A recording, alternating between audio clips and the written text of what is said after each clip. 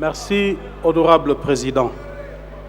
Honorable président du bureau provisoire de l'Assemblée nationale, honorable membre du bureau provisoire, honorables députés, chers collègues, c'est un immense honneur pour moi que de me tenir devant vous à l'occasion de l'élection du bureau définitif de l'Assemblée nationale afin de solliciter votre suffrage.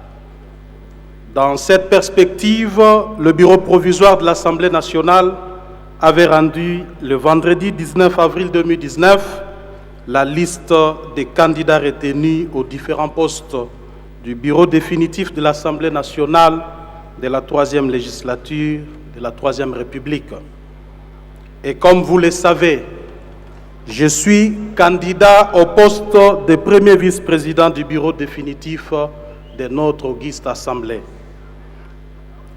Aussi, suivant les calendriers publiés par le bureau provisoire, je suis tenu, à l'instar de tous les autres candidats, de communier avec vous autour de ma vision par le présent message. À plus d'un titre, ce moment est pour moi à la fois historique et hautement symbolique. Il suffit de regarder les décors et vous comprenez facilement le sens de ce jour. En effet, près de 60 ans après notre indépendance, notre pays, la République démocratique du Congo, vient enfin de connaître pour la toute première fois une alternance démocratique et une passation pacifique du pouvoir au sommet de l'État.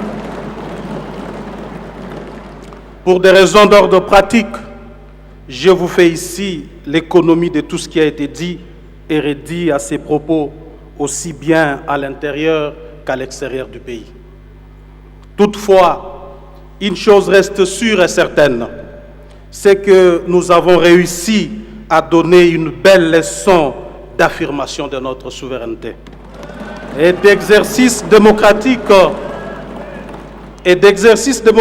à ceux qui, jusqu'à peu, présageaient le chaos et envisageaient de mettre le pays à feu et à sang. C'est vous dire combien nous avons un acquis considérable que nous devons à tout prix préserver. D'autant que notre situation d'avant les élections était comparable à la traversée d'une zone de turbulence politique dont personne dans la classe politique congolaise, composée autrefois de l'ancienne majorité présidentielle, ni de l'ex-opposition, ne pouvait un seul instant imaginer une heureuse sortie. La tension était vive comme jamais auparavant, jusqu'à atteindre son paroxysme. Tous les indicateurs sociopolitiques, lesquels traduisaient un véritable malaise populaire, viraient au rouge au fur et à mesure que les perspectives électorales semblaient s'éloigner. C'était donc l'ultime sonnette d'alarme tirée pour prévenir d'éventuels dangers d'implosion de notre cher et beau pays. Dans ces conditions, vous vous en doutez, les ennemis de notre pays ne lâchaient pas prise. Bien au contraire, ils guettaient tels des charognards le moment propice afin de réaliser leurs sombres desseins. Malheureusement pour eux, il n'y a eu ni guerre civile, ni partition de notre pays.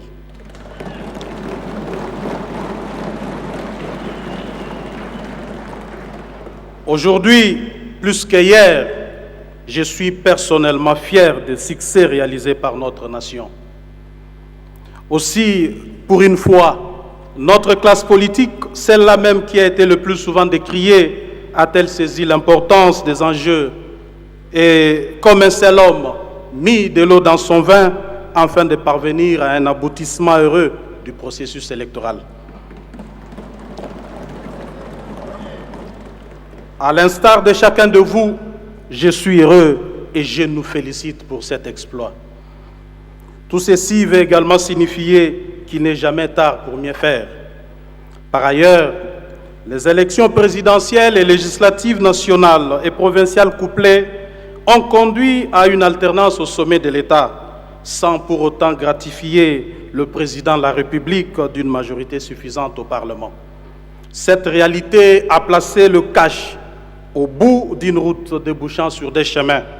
Une option devait être levée, soit décider de rester dans l'opposition au niveau de l'Assemblée nationale, ce qui supposait une cohabitation entre le président de la République issu de l'opposition et un gouvernement émanant de la majorité parlementaire avec de potentiels risques de blocage permanent dont visiblement le pays n'a certainement pas besoin. Soit prévenir les difficultés de la cohabitation et décider de former une large coalition parlementaire avec les élections, le vainqueur des élections législatives. Le choix était cornélien, certes. À cet effet, permettez-moi, honorables députés et chers collègues, de saluer le courage, la force de conviction ainsi que le sens patriotique de deux acteurs politiques majeurs de notre pays. En l'occurrence, le président de la République, chef de l'État, M. Félix Antoine Tshisekedi Tshilombo, et son prédécesseur, M. Joseph Kabila Kabange.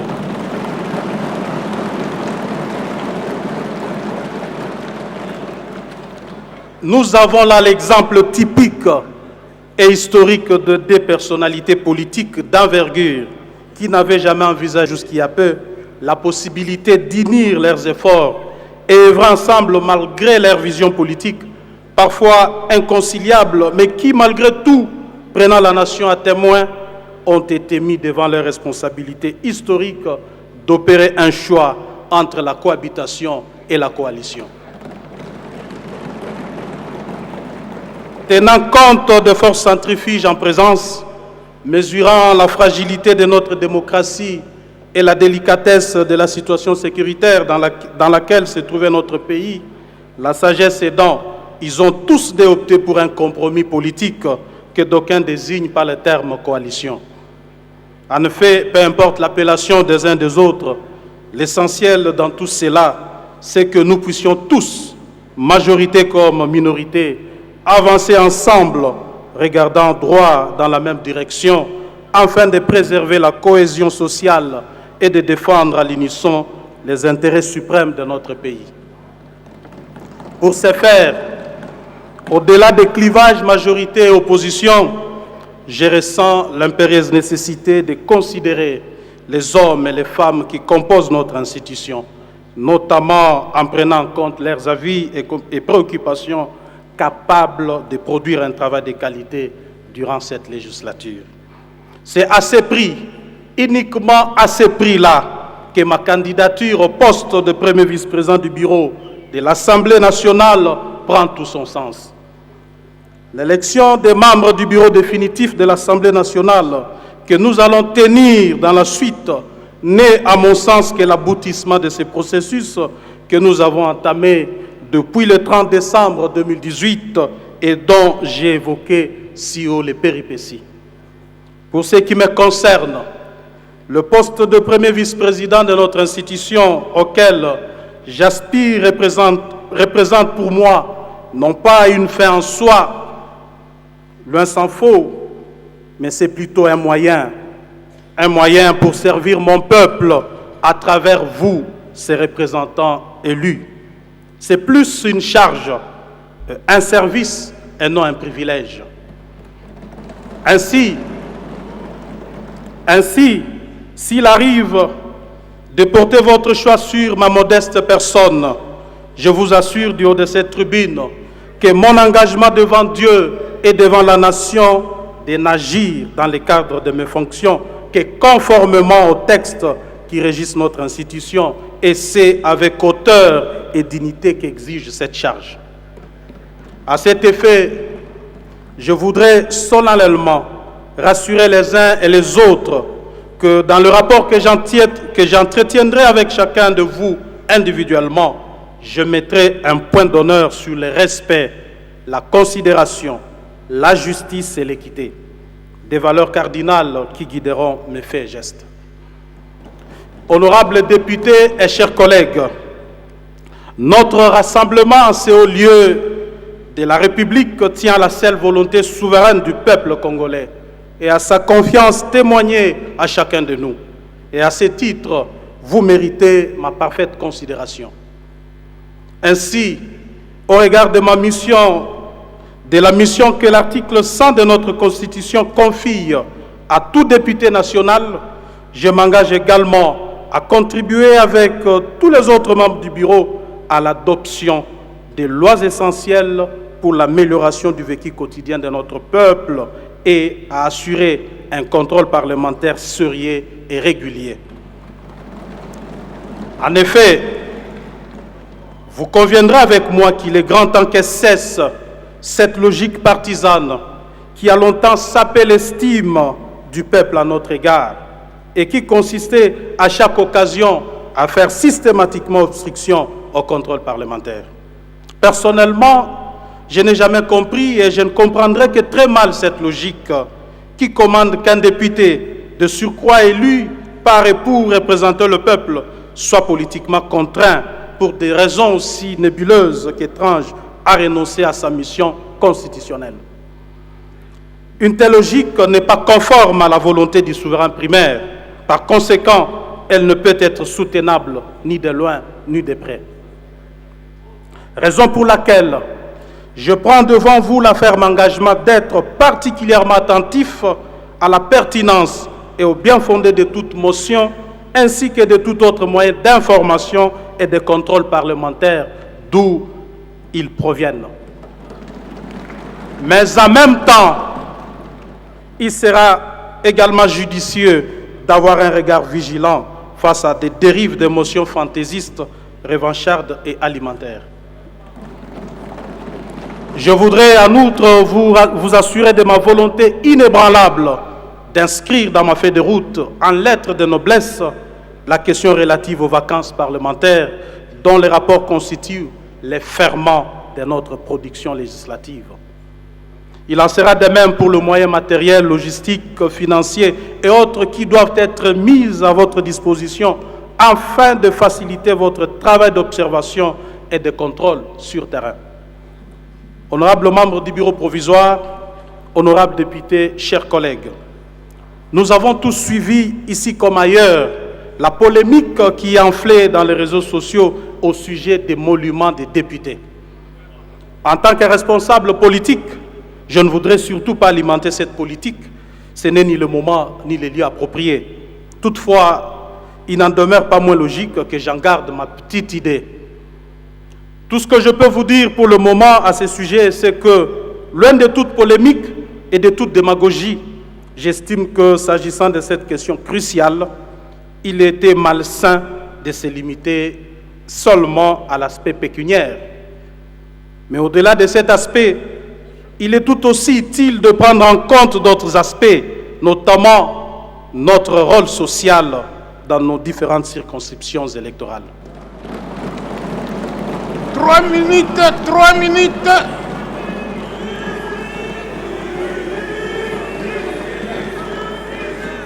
Au-delà de cet aspect, je disais l'aspect pécuniaire, il est tout aussi utile de prendre en compte d'autres aspects, notamment notre rôle social dans nos différentes circonscriptions électorales.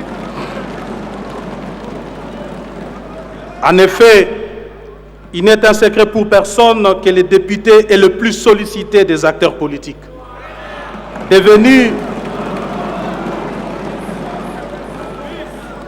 Devenu presque un assistant social, il est appelé à suppléer l'absence ou les insuffisances des politiques sociales au niveau national.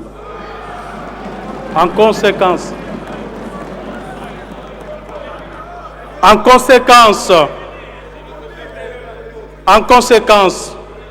je soutiens l'idée d'octroi d'un émolument raisonnable et susceptible de nous permettre d'être efficaces à tout point de vue.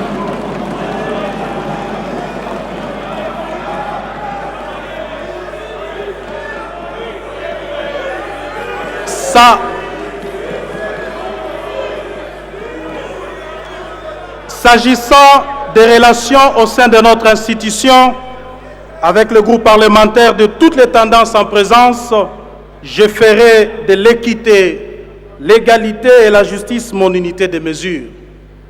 Cependant, dans la mesure où le bureau peut aussi, conformément à ses prérogatives, requérir les avis de groupes parlementaires dans certaines matières, autres que celles déterminées par notre règlement, je veillerai personnellement, en collaboration avec mes collègues du bureau, particulièrement avec le président du bureau, à qui je promets une franche collaboration, à ce que la consultation de ceux-ci soit, tant que faire se peut, le plus fréquemment possible.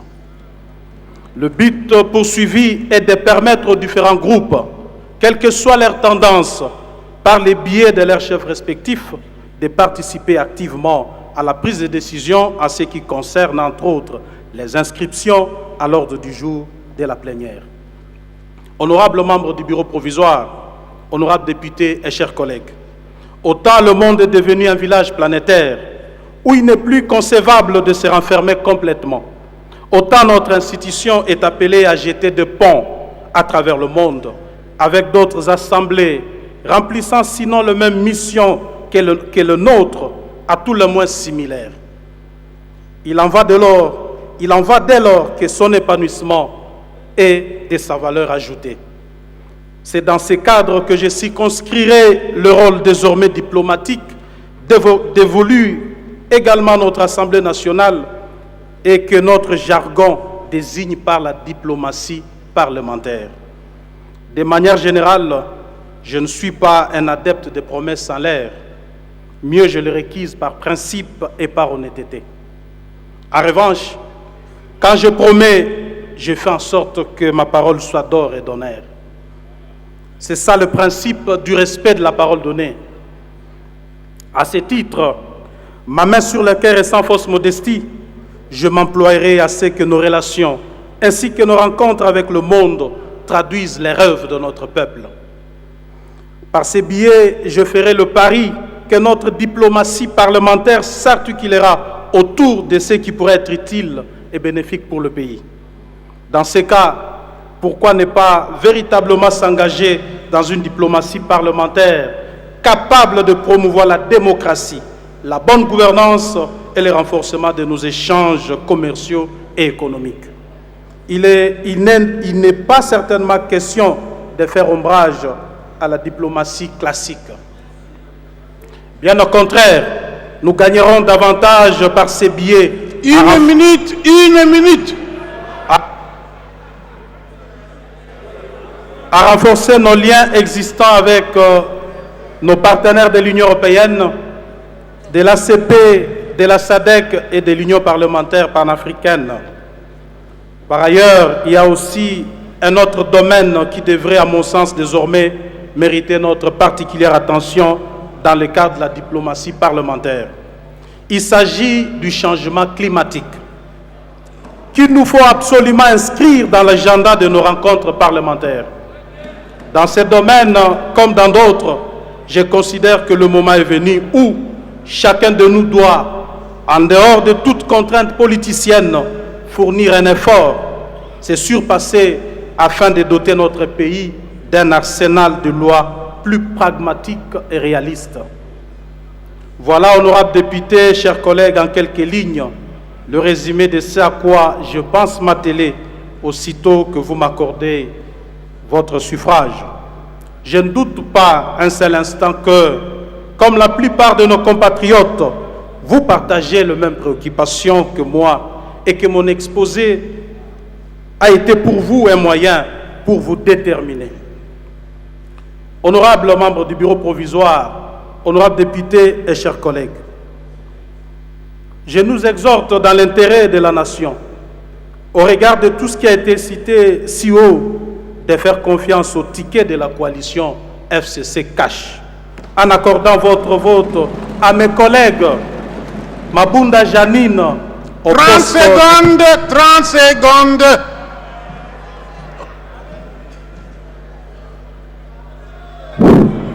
Et tous les tickets, comprenez que le président Marcel, pour conclure mon propos de ce jour, je me positionne comme un homme qui préfère la prise de conscience à la politique d'Autriche, l'audace de nouvelles solutions aux certitudes tranquilles, comme disait Jürgensen.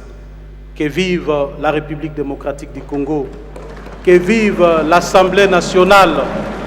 Je vous remercie.